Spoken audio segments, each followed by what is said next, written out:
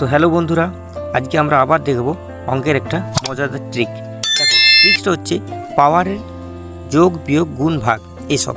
ঠিক আছে, তো দেখো, যদি এই রকম বেস যদি একই হয় আর তার পাওয়ারগুলো যদি আলাদা থাকে, তাহলে পাওয়ার কি হয়? যোগ হয়। তাহলে a to the power 7 plus 3 কত হবে? a টু দি পাওয়ার 10। এটাই অ্যান্সার। তারপরে দেখো, যদি এই রকম ভাগ থাকে, ঠিক আছে, পাওয়ার, আর তাহলে পাওয়ার বেসটা যদি একই থাকে, তাহলে পাওয়ারগুলো কী হয়েছে? বিয়োগ হয়ে যায়। তাহলে দেখো এখানে কী হবে? a to the power 6 minus 2 সমান a টু দি পাওয়ার 4। বুঝতে পেরেছ?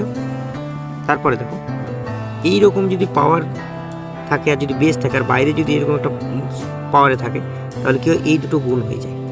তাহলে কী হবে? a টু দি পাওয়ার 20। এটাই অ্যান্সার।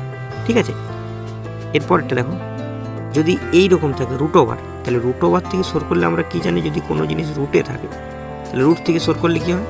না, পাওয়ারে হয়ে যায় 1/2। ঠিক আছে, এরপরে দেখো এইখানে জিনিসটি কী আছে? এর পাওয়ার আছে 5 আর রুটের আগে আছে কত? 7। তাহলে কী হবে এটা? না, এ, ঠিক আছে, এটা 5/7। তাহলে a টু দি পাওয়ার 5/7 হয়।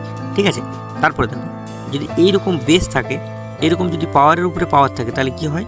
না, এইটার পাওয়ার চেপে যায়। যেমন a to the power 3 square করলে কত হয়? 9। তাহলে a টু দি পাওয়ার 9, এটার অ্যান্সার। বুঝতে পেরেছ? আশা করি ট্রিক্সটা ভালো লেগেছে। যদি ট্রিক্সটা বুঝতে পেরেছো, তাহলে এটা তোমাদের জন্য।